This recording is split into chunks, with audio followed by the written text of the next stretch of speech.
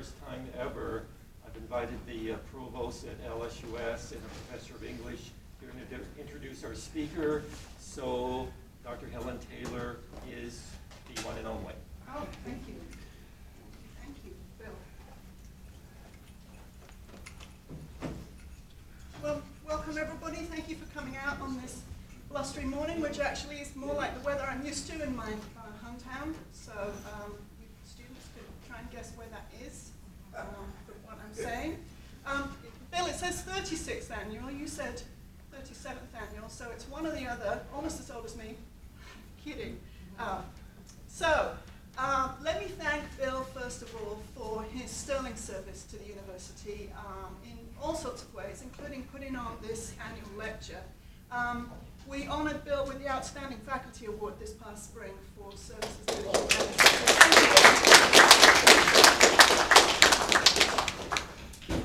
So let me tell you about today's speaker.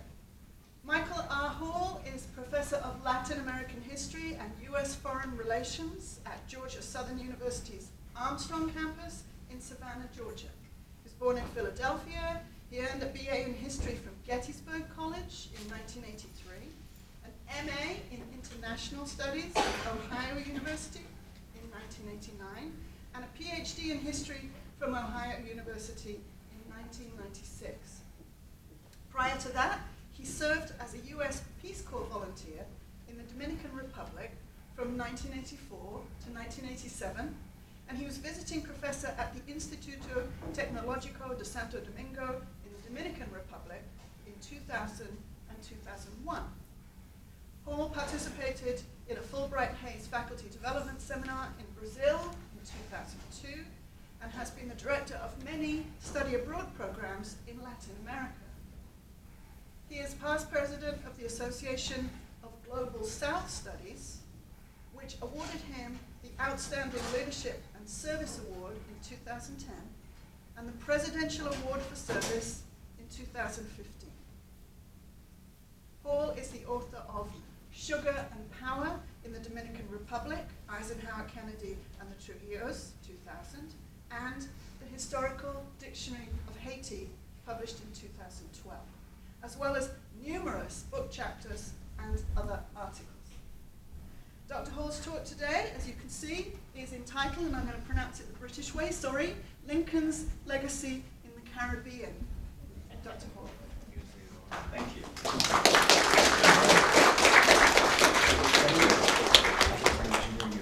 In Lincolnshire, and so Lincolnshire. this morning is similar. Yes. To it. Oh, of course, absolutely. We had that year 3 years where the sun came out.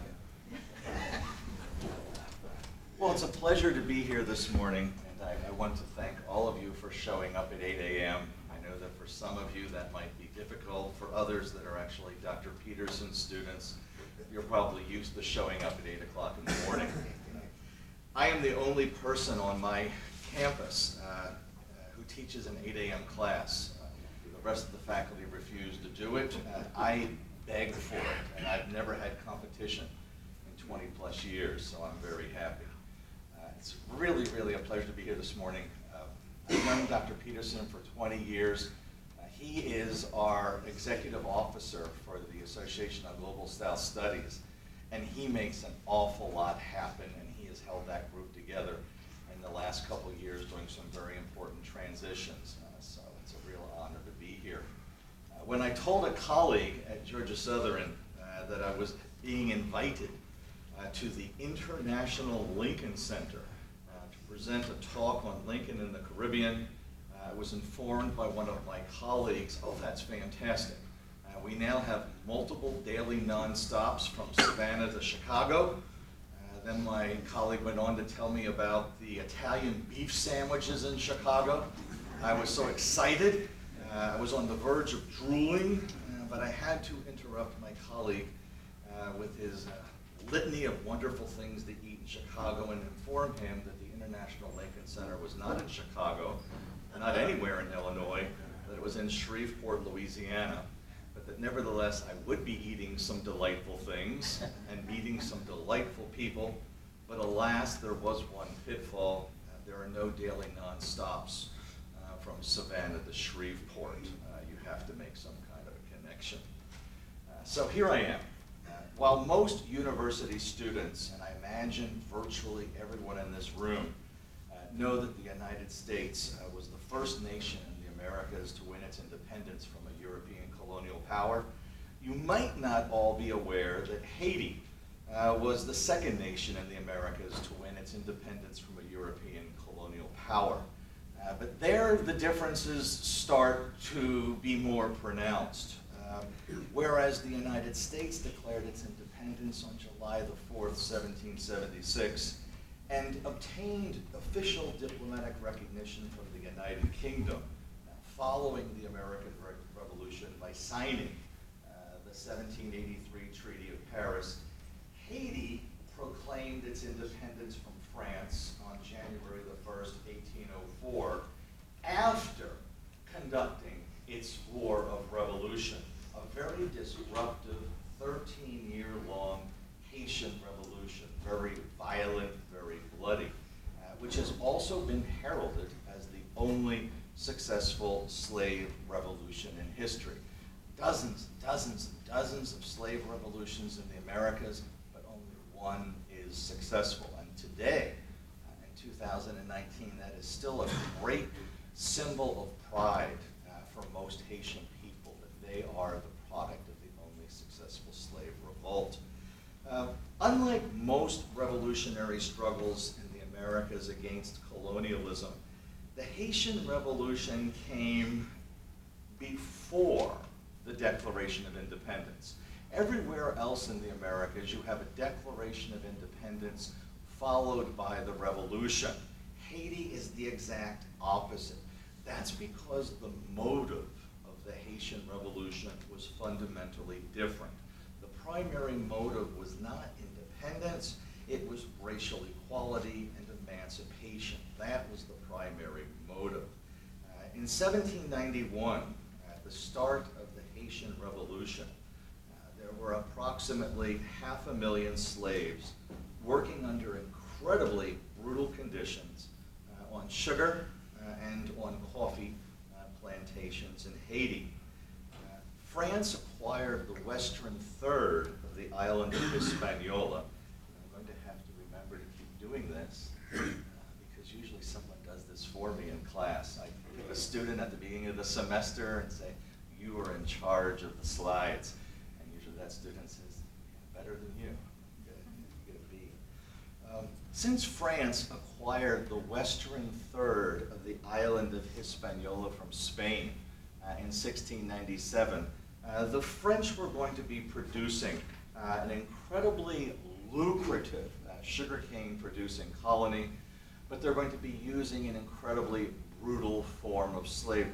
Sure, slavery is brutal, but there are varying levels of brutality.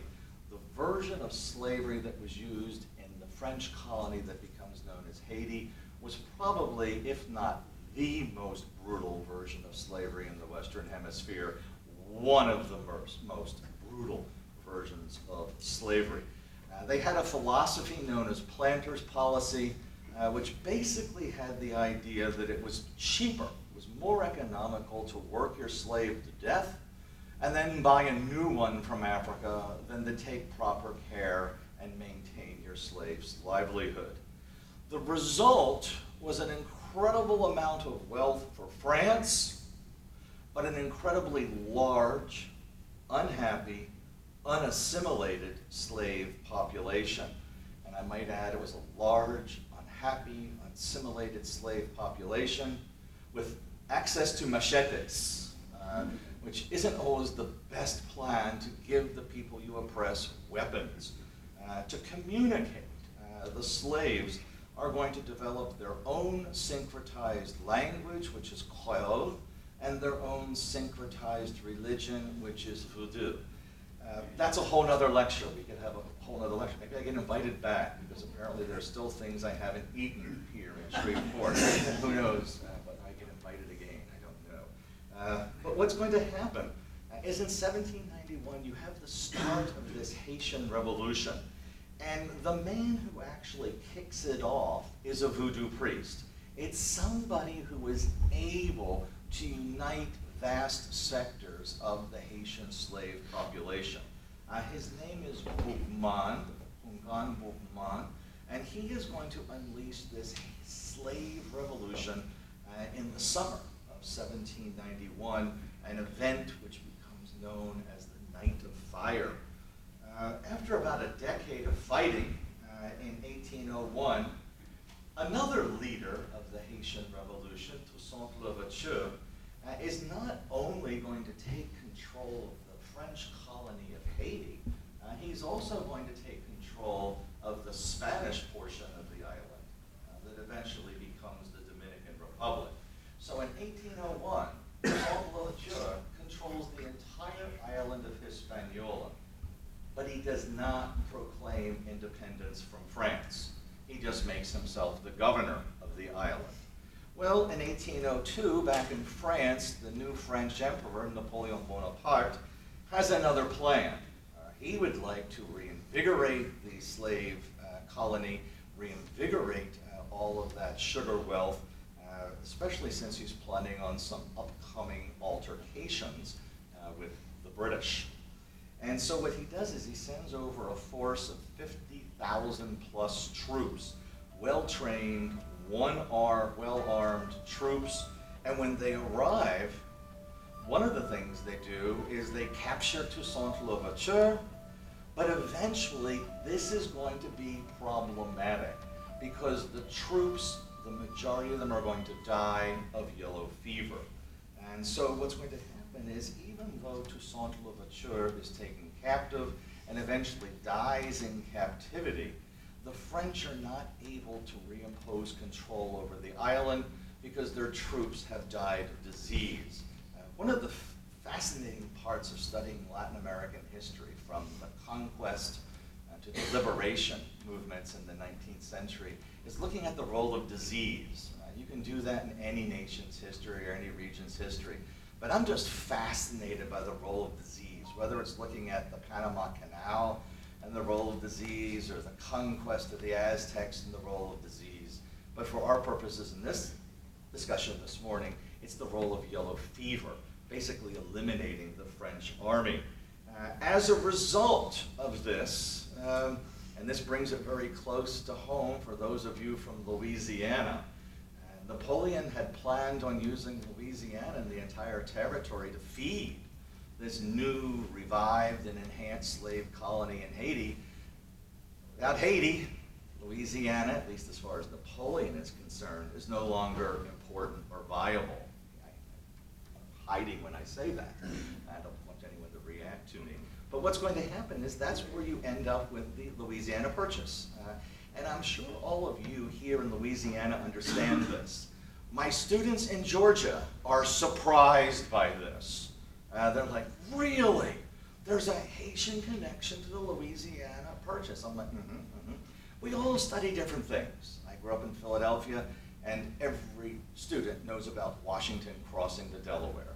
In Georgia, we cannot escape from Sherman's, as they term it, infamous march to the sea. I don't use the term infamous, I just say march. So what's going to happen is in January the 1st, 1804, Jean-Jacques Dessalines, the third in a series of major Haitian leaders, going from Boukman to Louverture up to Jean-Jacques Dessalines, is going to issue the Haitian Act of Independence on January the 1st.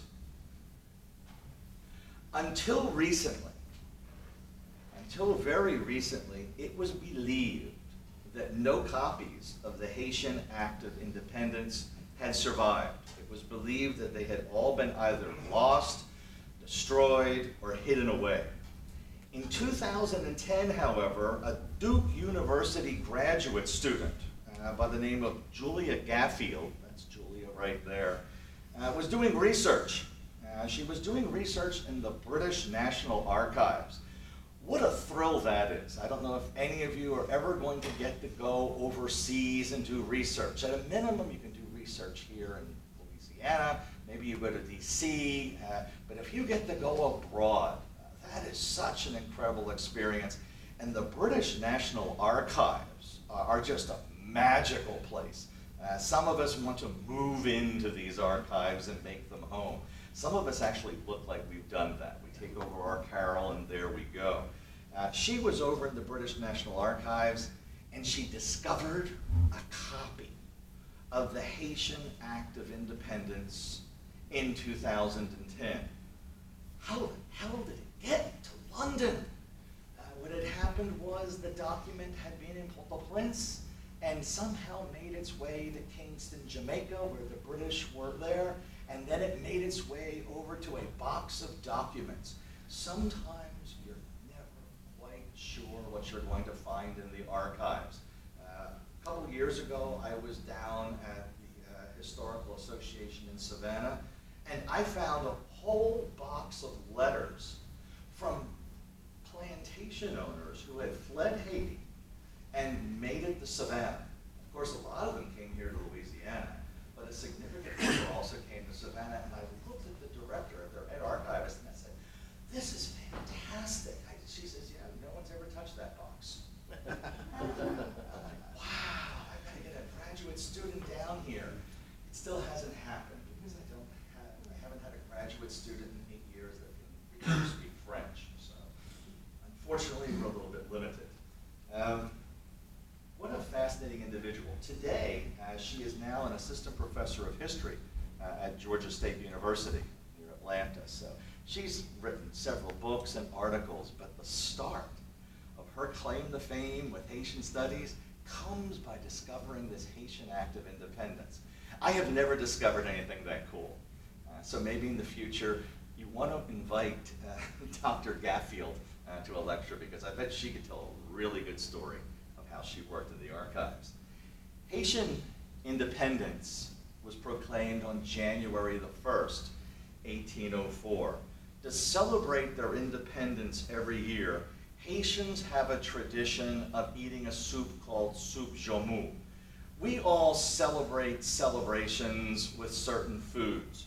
I am a big fan of soup jomu. I have lived on the Haitian frontier for many years. In the 1980s, we have a home there. We still go back and forth.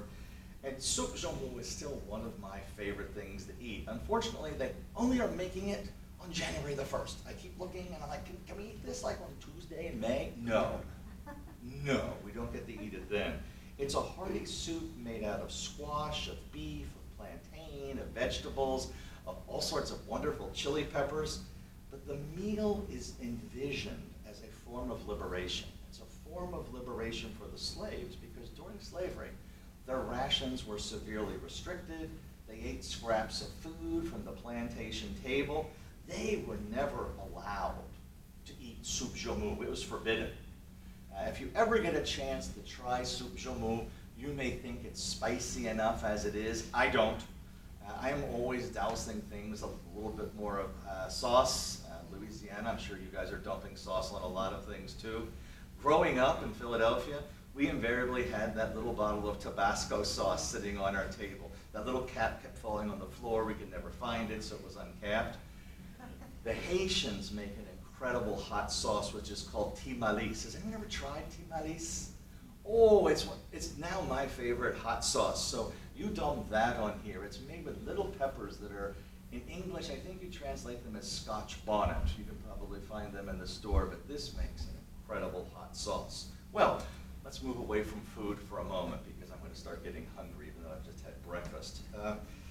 It took France a very long time to grant Haiti official diplomatic recognition. When Haiti proclaimed its independence in 1804, nobody, not one nation, wanted to grant Haiti official diplomatic recognition. Whereas with the United States, once it declared independence in 1776, we had a lot of nations rushing to recognize the United States, and especially after the British recognized the United States in 1883. We saw a lot of nations jumping on board. Not so with Haiti. Not so with Haiti. It took France a very long time. Why? For example, you might ask, why did the United Kingdom recognize the United States so quickly? One could argue, and I would argue that the British saw that it was to their benefit. That by recognizing the United States, they could separate the United States from its wartime ally France, and then develop a lucrative economic partnership with the United States. And that's exactly what happened. That's exactly what happened with the United States. France, however, waited over 2 decades. It was not until 1825 that French King Charles X decided that he was going to officially grant Haiti diplomatic recognition, but he was going to do it under his own terms. He told the Haitians, "We will invade you. We're sending a huge naval force over to the harbor in front of Port-au-Prince. Unless you agree to our demands and accept official diplomatic recognition, we're going to re-invade you." And basically what's going to happen is Haiti is going to be forced to pay an indemnity, which is the equivalent of $21 billion today. $21 billion. One of the questions I am so frequently asked if I talk about Haiti, as soon as I mention the word, regardless of what the theme of the lecture is, the question is, why is Haiti so poor? Why is Haiti one of the poorest nations in the world? What happened? I think one of the things that happened is they had to pay off a foreign debt to get official diplomatic recognition to the French that cost $21 billion, and it took them 122 years to pay the debt. I know some of you are looking at some massive student debt and feeling a little bit like Haiti right now. Hopefully it's not too much debt, if Dr. Peterson can help you. Eventually what's going to happen is France and Haiti are going to sign a treaty of peace and friendship in 1838, which is going to further solidify the foreign relations between the two nations. By 1860, many nations have officially recognized Haiti. The United Kingdom, Spain, Denmark, the Netherlands, Belgium, Portugal, Sweden, Austria, I could go on, but I won't, had recognized Haiti. By 1860, the only major nation out there that still had not recognized Haiti was the United States of America. Why? Why didn't the United States recognize Haiti? Well, after the Haitian Declaration of Independence in 1804, there were a lot of people in the United States, especially in the U.S. South, that saw Haiti as a threat to slave-owning societies. This violent slave uprising, the only successful slave revolt in the Western Hemisphere, and there were a lot of people who thought, damn, what's that going to mean for our slave-holding activities in the United States? But the irony is, if you go back to the period of the Haitian Revolution, if you look at the 1790s, it was a very different scenario in the US political system. During the 1790s, you have two major political factions in the US, as I'm sure you're aware of. You have the Federalists, and then you have those Jeffersonian Republicans. And the Federalists thought that this Haitian slave revolt was fantastic. They were like, oh, this is great. This is going to weaken France because they had a very pro-British foreign policy. They thought this would be great for U.S. economic interest. At the start of the 1790s, there was significant U.S. trade with Haiti. But as the decade wore on, that trade multiplied by a factor of over 3. So because of the Haitian Revolution, the Americans are becoming more wealthy. So the Federalists have a political reason, they have an economic reason for supporting this Haitian slave revolt. Ironically, even the Jeffersonian Republicans, even those Jeffersonian Republicans in the American South, who were slaveholders, thought that what Toussaint Louverture was doing was fantastic. They kind of ignored the whole slave revolt concept. But they saw it as a very important move because they were trying to expand out of the American South. They wanted to go further west, and they saw that any weakening of France and Haiti would help facilitate American expansion into places like Louisiana and further toward East Texas. So, 1820s, 1830s, 1840s, 1850s, every time there's any mention of granting official diplomatic recognition to Haiti, it's going to be stymied. But the Civil War changes all of that, okay? The Civil War is going to offer an opportunity that was previously unavailable to the U.S. government to give diplomatic recognition to Haiti. By late spring, 1861, 11 southern states had left the Union. Although southern sympathy in the U.S. Congress was still relatively strong, especially among Democratic congressmen, they're not going to have the same power. Finally, we mentioned the name Abraham Lincoln. It's 8:30. Okay, you could have come 30 minutes late, okay, and you missed all the background information. Finally, we mentioned Abraham Lincoln. Abraham Lincoln seized upon this opening to do what would have been impossible the previous year.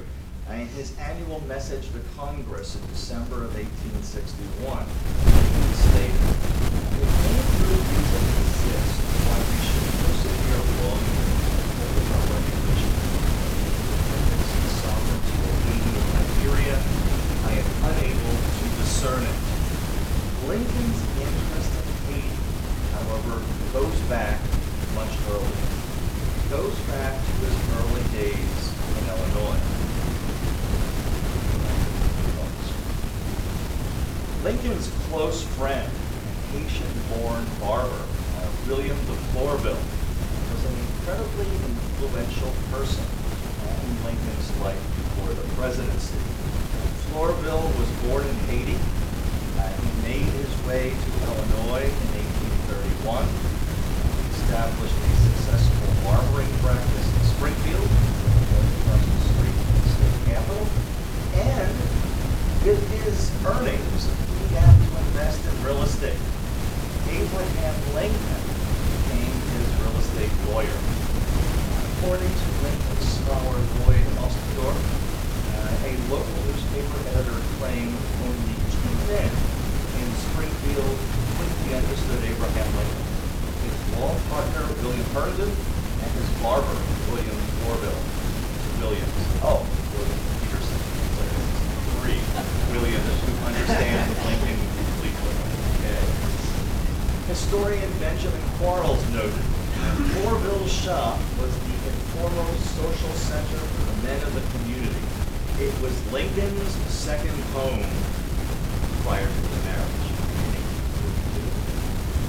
On February the 4th, 1862, Charles Sumner from the Senate Committee on Foreign Relations introduced a bill in Congress authorizing the President of the United States to appoint diplomatic representatives to the republics of Haiti and Liberia.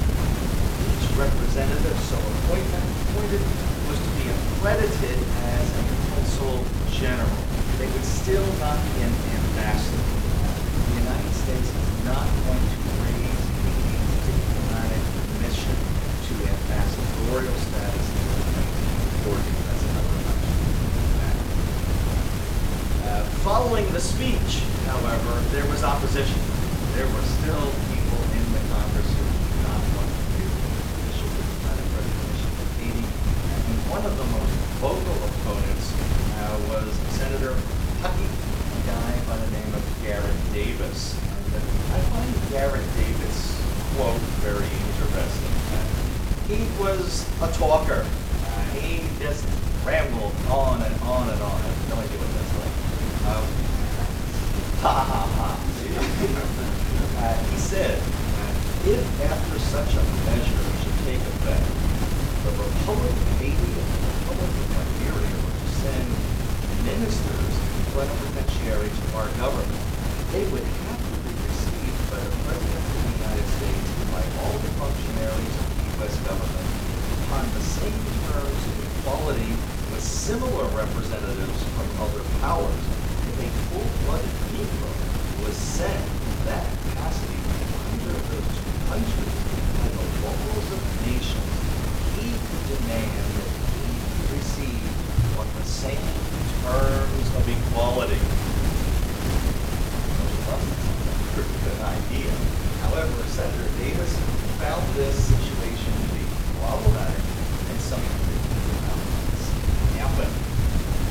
Nevertheless, the bill was passed. The bill passed through the House by a vote of 86 yeas and 37 nays, and much better margin in the Senate, vote of 38 yeas to 7 nays.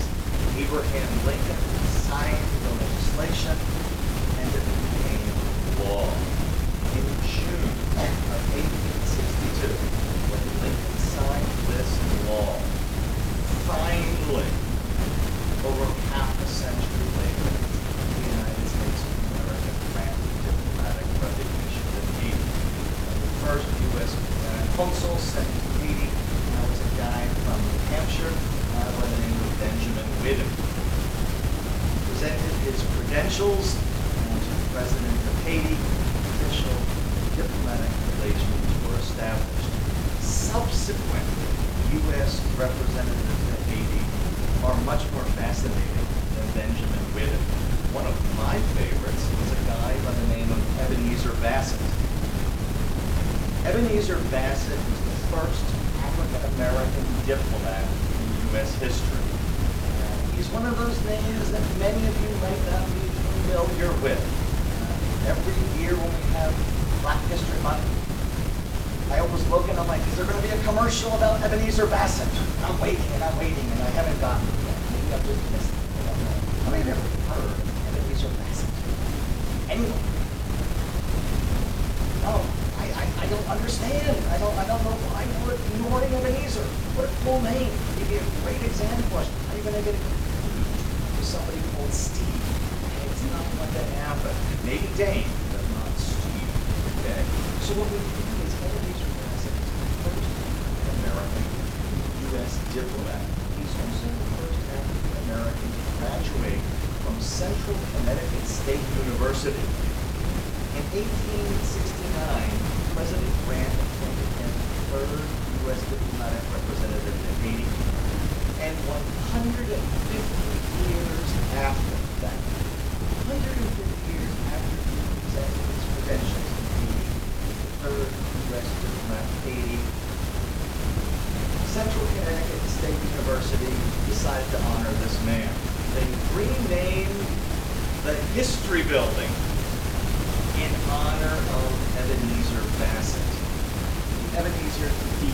Bassett Hall. This is the first time that an academic building in the state of Connecticut is named in honor of an African American. I think this is pretty cool. Other famous ambassadors in the 19th century, or consul generals, as we should call them professionally, were John Mercer Langston, who is famous for several things he's done himself, but perhaps he's most well known as the great uncle of Langston Hughes. That's where Langston gets his name from this guy who was the U.S. representative to Haiti. But perhaps the single most well-known name of the U.S. representative to Haiti in the 19th century would be Frederick Douglass. If you made it through your college education and had not heard of Frederick Douglass, you should probably revoke your education, especially if you're a history or poli-sci major. The famous abolitionist. The first Haitian representative to the United States was a guy by the name of Ernst Romain. Ernst Romain. He arrived in the United States in February of 1863. And there was a brief article in the New York Times, not on the front page. You had to go about 3 or 4 pages into the New York Times.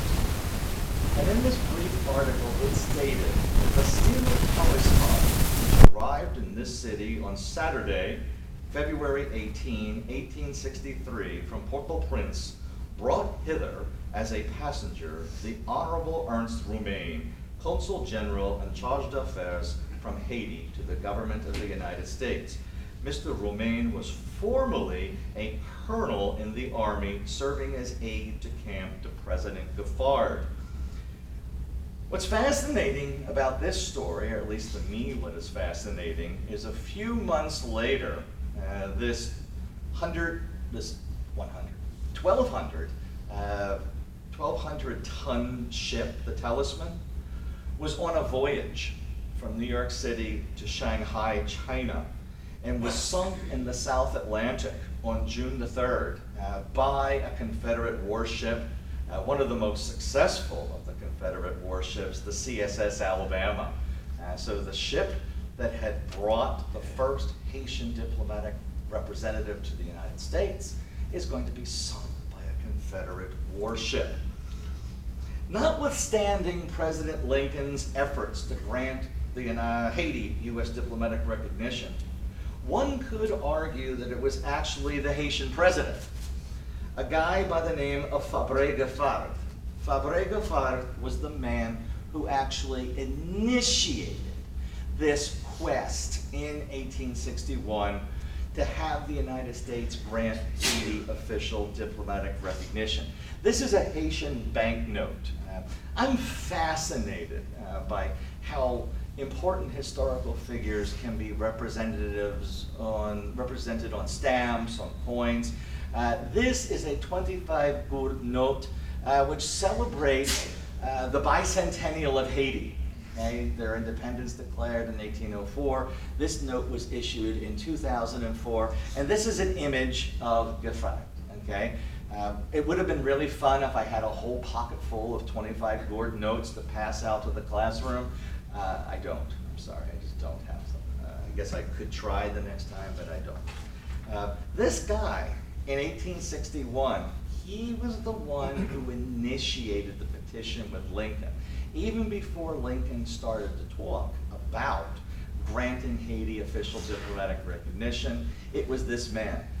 This man had a connection with the United States and the abolitionist movement before Lincoln. Gaffard came to power in 1859. He showed strong interest in the U.S. abolitionist movement, and he was especially interested in John Brown. Following John Brown's execution in December of 1859, the president of Haiti orchestrated a national day of mourning in Haiti.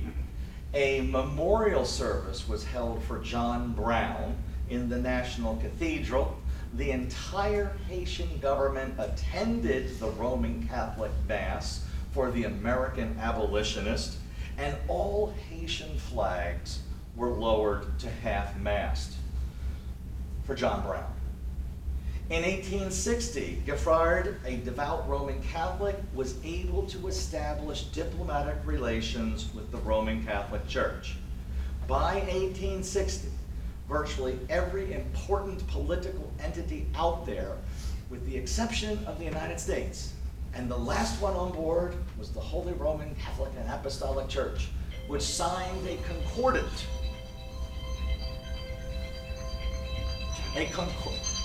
And it's audible, so you won't miss that call. It's okay. Last week, one of my students' phones went off, and it was a Madonna ringtone. Special. And the lyrics were incredibly inappropriate. So what happened was he established a concordant with the Roman Catholic Church. He also encouraged the emigration of freed U.S. slaves and other African Americans in the United States to go to Haiti to seek economic opportunity and perhaps avoid some racial prejudice and hostility.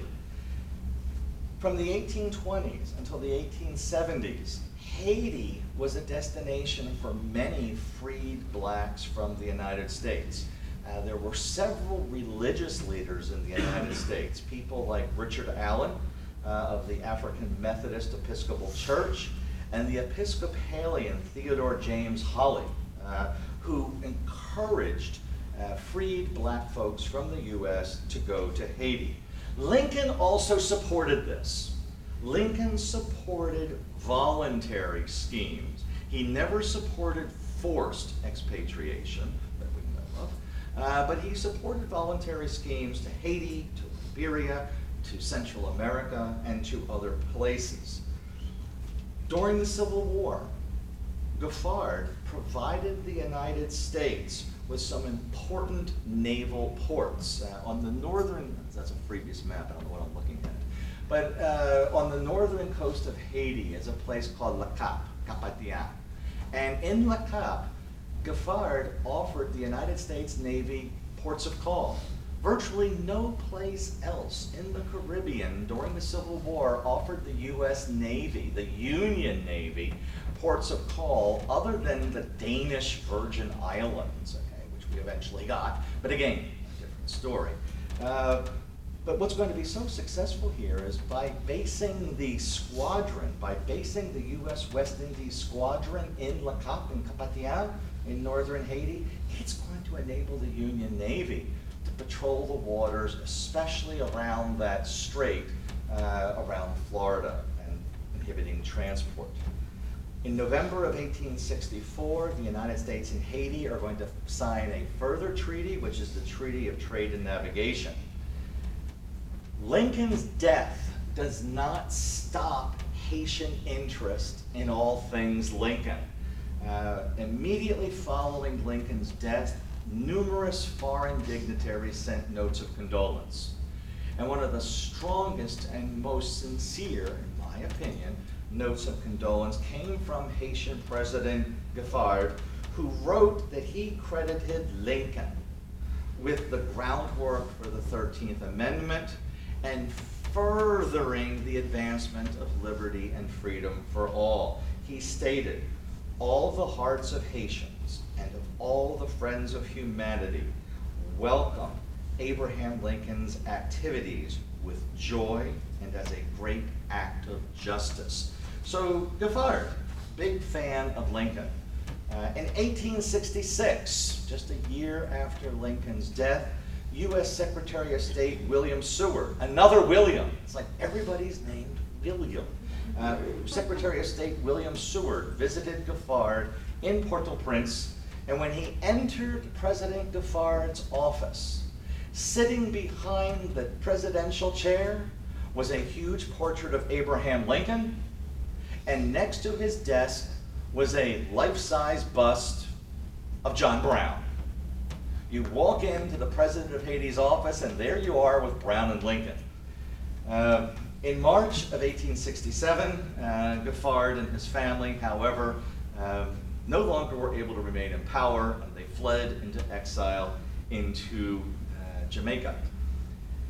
Since the 19th century, Haiti and the Dominican Republic have had some very tense relationships. Another question that I'm consistently asked as soon as people hear that I'm going to discuss either Haiti or the Dominican Republic or both of them, why is there so much animosity between Haiti and the Dominican Republic? Well, it goes back to historic events, okay? Haiti proclaims its independence in 1804. The Dominicans proclaimed their independence in 1821. A few weeks later, after the Dominicans proclaimed their independence, the Haitians march in and militarily occupy the Dominican Republic for 22 years. The Dominicans have never gotten over this. They're still cranky. They're still cranky about this. I imagine we would be cranky too if 1 year after declaring our independence, the Mexicans marched in and militarily occupied the United States for 22 years. I don't know. Or maybe we're altruistic, we might get over it. Don't think so. Okay. So what's going to happen is finally the Haitian army is tossed out by the Dominicans in 1844. But that doesn't mean the Haitians ever stopped trying to recapture the Dominican Republic. There were some Dominicans who were really nervous, and they were afraid that Haiti would come back once again to reconquer the Dominican Republic. So in 1861, the Dominicans did something that no other former U.S. colony in the Americas did. They voluntarily re-annexed themselves to their European colonial power. This is not a very popular lecture in the Dominican Republic. They don't like this moment of their history. They're a little bit embarrassed by it. But they once again became annexed to Spain. This upset President Giffard back in Haiti because Spain in 1861 still had slavery in the Caribbean, in Cuba, in Puerto Rico. So what's going to happen is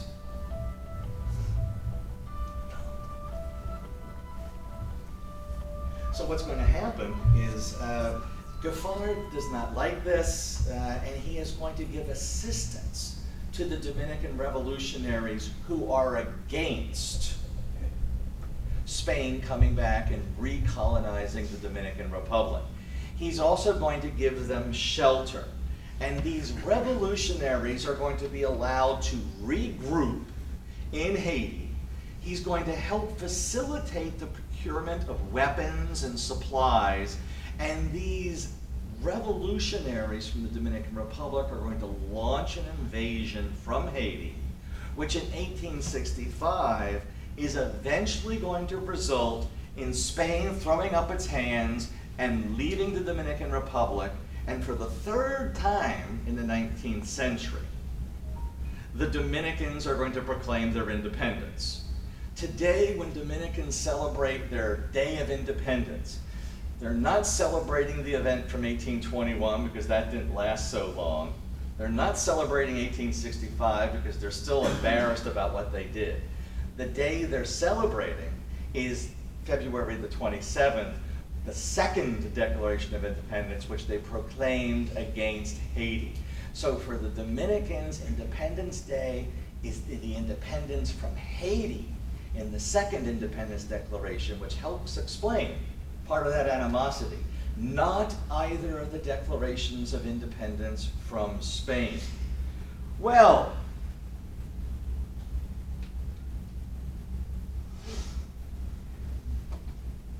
not a very pleasant photo.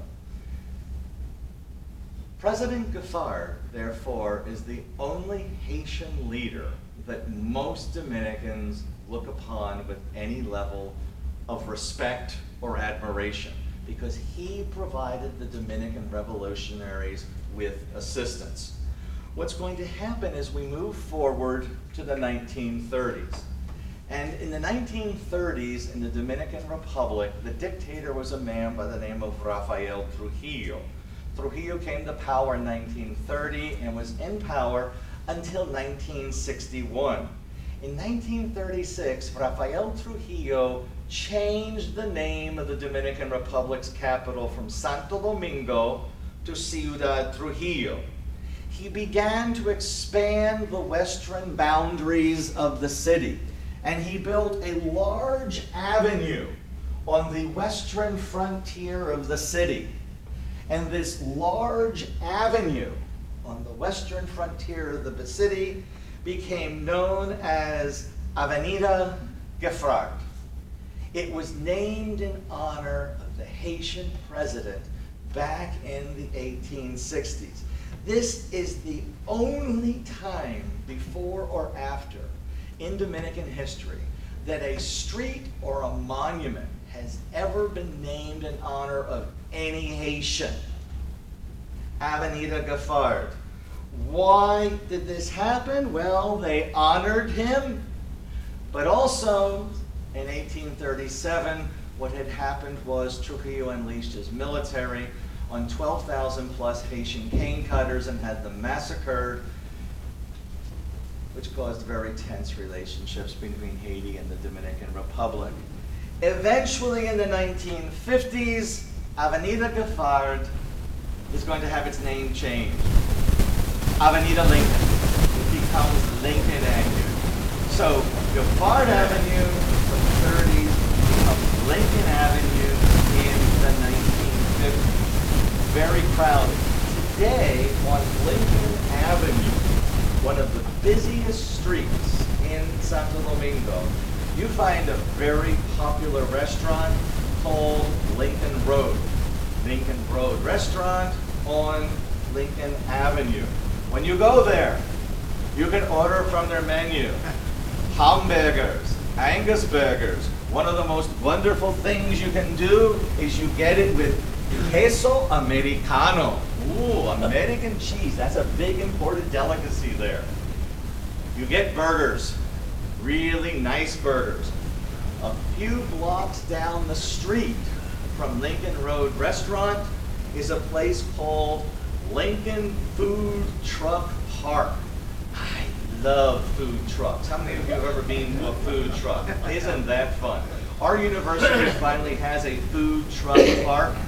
This is a few blocks down the street. It is the largest food truck park in the Caribbean. Lincoln Food Truck Park on Avenue Lincoln. The Lincoln legacy continues in many ways, but also in hamburgers.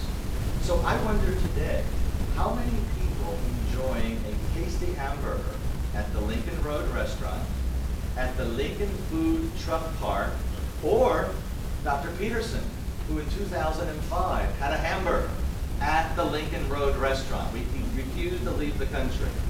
How many of them understand the importance of the legacy of Abraham Lincoln in the Caribbean? We could talk all day about this, but the fact that Dr. Peterson is approaching the podium with a crown means that I've probably extended my time just a little bit too much. But I want to thank you all for coming this morning and to keep thinking about Abraham Lincoln's legacy in the Caribbean. It's so much more than just this. This is just the tip of the iceberg. Okay.